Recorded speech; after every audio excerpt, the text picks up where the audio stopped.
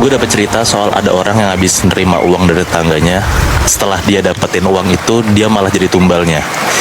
Nah, lokasi kejadiannya tuh di Jawa Timur tahun 2000-an. Gue mau cerita awalnya dulu. Jadi kayak waktu pas kita kecil, uang 5 ribuan itu kan pasti kita ngerasa anjir gede banget lagi. Apalagi kalau misalnya kita ngelihat itu tuh di tengah jalan. Iya, Kalau kita ketemu uang tengah jalan pasti kita ambil dong. betul. Nah, cerita ini dari Hasan namanya. Dia itu waktu pas ngirim cerita ini tuh waktu pas umur 10 tahun. Jadi Hasan ini punya tetangga, sebut aja namanya Pak Ruslan. Dulu bisa dibilang kehidupan Pak Ruslan tuh bener-bener, sorry ya, kayak miskin gitu loh. Soalnya Pak Ruslan tuh dulu di tetangganya tuh terkenal kalau dia tuh cuman jualan kayak sapu ijuk gitu. Nah, nggak tahu kenapa tiba-tiba tetangganya nih bingung karena Pak Ruslan tuh kelihatannya jadi kayak sukses gitu tiba-tiba, guys. Ada satu momen dimana tetangganya tuh ngelihat Pak Ruslan kok bisa ngegedein bisnisnya sendiri tiba-tiba banget, sampai punya toko, ngegedein rumahnya. Padahal dulu ya tadi gue bilang dia orang susah dan cuman jualan sapu ijuk doang gitu kan. Nah, ada nih cerita dari Mbak Yem. Mbak Yem itu tuh pembantunya Pak Ruslan, nyeritain tentang perilaku aneh majikannya. Jadi semua tetangganya ini nih nggak ada yang percaya sama ceritanya si Mbak Yem ini. Nah, Mbak Yem tuh bilang, ini kan biasalah kayak pembantu-pembantu kalau lagi beli sayuran kan suka gosip ya, Iya. sama tetangga rumah lainnya gitu kan. Nah, Mbak Yem tuh suka cerita ke tetangganya kalau rumah Pak Ruslan itu ada satu kamar yang bener-bener nggak dibolehin masuk sama siapapun kecuali si Pak Ruslan sendiri. Terus ada satu malam Mbak Yem tuh suka nyium tiba-tiba kayak bau dupa atau bau kayak sajen gitu, entah dari mana, tapi tuh asalnya dari kamar itu. Tapi kan nggak tahu karena Mbak Yem kan nggak boleh masuk kan. Iya. Nah, itu tuh Iya. cuman di beberapa malam tertentu doang. Intinya tuh banyak banget lah hal-hal aneh yang Mbak Yem lihat dan dia rasain sama Pak Ruslan waktu pas dia kerja di sana. Tapi dari sekian banyak cerita itu, gak ada satupun dari mereka tetangga-tetangga Pak Ruslan tuh yang percaya kalau Pak Ruslan tuh pakai pesugihan, karena belum pernah nyaksiin sendiri gitu.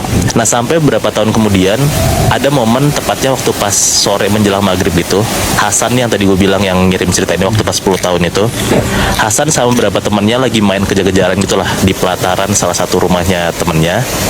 Nah, tanpa Pak Ruslan sadar, Hasan tuh ngelihat perilaku aneh dari Pak Ruslan. Hasan tuh ngelihat Pak Ruslan tiba-tiba ngebuang uang kertas gitu di tempat sampah. Nah, Hasan ngeliat lah dengan jelas kayak, kok ada tetangga gua, Pak Ruslan lagi buang duit nih ke sampah.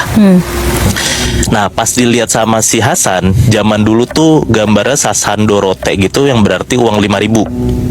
Nah, Hasan di situ pengen ngambil banget tuh uang yang tadi gue bilang di awal, karena anak kecil ya kalau misalnya ada uang dia pengen banget ngambil kan. Pas lagi jalan ngambil uang itu, tiba-tiba Pak Ruslan tuh ngelihat si Hasan sambil bilang kayak, "Le, sini le," gitu. Orang Jawa dia bilang. Nyamperan nih si Hasan ke Pak Ruslan, tiba-tiba si Pak Ruslan ini ngomong bahasa Jawa yang kalau gue indoin, "Ini ada uang jatuh, ambil aja nak daripada keduluan sama teman-teman kamu," gitu.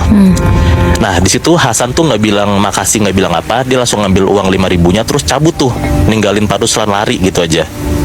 Nah, dari sinilah kejadian-kejadian aneh dan nyeremin nih kejadian sama Hasan karena dia ngambil uang 5 ribu Pak Ruslan. Setiap jam 3 sore sampai jam 5 subuh, Hasan tuh ngerasa badannya nggak karuan. Badannya panas, lemes, kayak mulutnya ngerasa pahit banget. Setiap makan minum apapun dia ngerasa kayak nggak enak gitu mulutnya. Itu kan jam 3 sore sampai 5 subuh. Tapi jam 5 subuh sampai jam 2 siang, Hasan tuh baik-baik aja, sehat-sehat aja. Nggak sampai situ aja, itu hari pertama kan. Hari kedua, Hasan ngerasa lebih parah lagi nih. Hasan sampai ada momen dimana waktu pas dia makan dan minum, kan dia ngerasa mulut tuh asam banget, pahit banget kan. Setiap dia makan atau minum, dia tuh selalu muntahin darah hitam gitu. Dan ini nih kronologikal ya, dari hari pertama sampai hari selanjutnya nih dia selalu ngerasain kayak kejadian aneh gitu. Lanjut di hari ketiga, karena si ibunya Hasan ini khawatir, akhirnya tuh Hasan dibawa ke mantri desa atau ke rumah sakit besar gitulah di desanya. Tapi hasilnya sia-sia karena dokter ngerasa kayak Hasan ini nggak sakit apa-apa, baik-baik aja. Tapi kan waktu pas ada pasien ke rumah sakit nggak mungkin nggak dikasih obat dong, dikasih lah kayak obat flu segala macem gitu. Tapi ternyata ya hari berikutnya Hasan ini makin lemes, obatnya tuh kayak nggak kena gitu. Katanya ada kejadian unik banget yang kalau disangkut pautin pakai logika nggak bakal nyambung. Pun juga pas gue baca ini kayak sebenarnya nggak nyambung nih, tapi mungkin dia ngerasain kayak gini ya dia yang ngalamin gitu ya.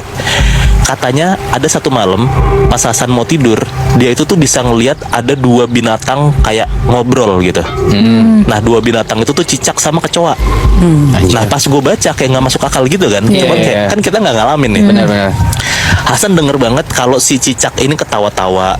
Terus si kecoa ini bilang kayak, kasihan anak ini, dia nggak tahu apa-apa tapi harus bayar semuanya. Nah, bahkan pas Hasan nyeritain kejadian ini ke keluarganya, ya nggak ada satupun yang percaya, karena ya nggak mungkin lah, masa tiba-tiba ada binatang ngomong. Dicap lah sama keluarganya kalau Hasan nih halu gitu, mungkin lagi sakit. Kasian. Sorry ya, kayak orang giting ya nggak sih? Iya, kayak orang giting. Nah, Cuman ya, kasian loh. ya lagi kan nggak masuk akal Tapi sebenarnya. kalau Iya, iya. cicak tuh gue pernah dengar emang ada kenapanya gitu, setahu gue. Kenapa tuh? Oh, maksudnya ada kayak sign kenapa dia kayak gitu? Maksudnya ya kayak ada sign atau jin Hah? itu tuh bisa nemploknya tuh kayak cicak, makanya tuh di ini cicak gitu. Oh, iya, iya. Dan itu yang makan anak-anak. Oh gitu. Kalau nggak salah ya, namanya tuh umusibian. Oh, tapi make sense Kak. Mungkin bisa jadi Hasan ngelihat cicak kayak gitu karena mungkin si cicak ini bagian dari Korean quote jelmaan Iya. something gitu. Iya, Iya sih. bisa. Dia si Hasannya umur berapa tadi? 10 tahun. Iya, Iya, masih kecil banget. Karena kalau yang gue pernah jalanin, jadi dia itu pas gue cari tahu, dia tuh makannya anak-anak umur kayak masih kecil, nggak yang belum Ya, belum balik yang lah ya. akil balik. Oh, ya make sense lah ya kenapa si Hasan ngerasa kayak gini kan. Betul. Ini gue lanjutin lagi sampai ada di hari berikutnya. Ini nih hari kelima. Ada satu malam Hasan tuh datengin sama anak kecil tiba-tiba. Ada anak kecil masuk ke kamar Hasan. Hasan pun juga nggak kenal anak kecil siapa. Tapi anak kecil ini ngomong bahasa Jawa. Kalau gue indoin kayak, jangan takut, saya datang ke sini cuman mau ngasih tahu satu hal. Buang uang itu dan pesen saya, kalau kamu didatengin sama dua cowok yang gak kamu kenal, jangan pernah mau ikut walaupun dia bawain makanan, mainan, atau barang apapun. Pokoknya jangan ikut mereka dan buang uang sisa kamu itu. Nah, abis nyampein itu, si Hasan nih ngeliat anak kecil tuh hilang gitu aja, entah kemana gitu. Hari kelima, ternyata yang dibilang sama anak kecil ini bener, kejadian nih. Karena Hasan waktu pas tengah malam, di kamarnya dia ngeliat ada dua sosok cowok baju putih, kurus, tinggi gitu. Entah dari mana, out of nowhere, tiba-tiba dia datang. Terus kayak si dua sosok ini tuh kayak ngelambain tangan gitu buat kayak ngajak Hasan ke satu tempat gitu. Nah, Hasan jawab kayak emoh gitu, nggak mau. Nah, terus pas dibilang emoh sama Hasan, tiba-tiba hilang. Coba tidur lagi lah nih si Hasan. Pas dia mau coba tidur lagi nggak bisa, Hasan melek, ternyata sosok itu datang lagi. Tapi sekarang sosok ini tuh kayak ngebawa mainan sama uang gitu, sambil tetap sama nih kayak ngelambain tangan ngajak Hasan ke satu tempat. Tetap ditolak sama Hasan. Terus tiba-tiba sosok ini hilang gitu aja, entah kemana. Nah, sampai satu momen dimana Hasan tuh ngerasa kayak dua sosok ini kan pasti bukan orang, pasti setan gitu kan. Hasan teriak-teriak lah nih. Pas Hasan teriak-teriak, ada neneknya tuh denger, masuklah ke kamar Hasan, ditanya sama neneknya kayak, Hasan kenapa? Hasan kenapa? Nah, Hasan bilang nggak apa-apa, tapi aku ngeliat ada dua sosok. Nah, ditunjuklah ke satu titik sama Hasan, aku ngeliat di sana gitu. Pas dicek sama neneknya, ternyata kosong, nggak ada apa-apa. Neneknya bilang kayak, ya udah tidur aja, mungkin kamu salah lihat, kamu lagi sakit, udah nggak ada apa-apa kok, lanjutlah tidur lagi nih si Hasan. Nah, masih di hari selanjutnya, paginya Hasan inget kalau dia itu masih megang pecahan uang 1000-an dari 5.000 yang diambil dari bapak ini nih.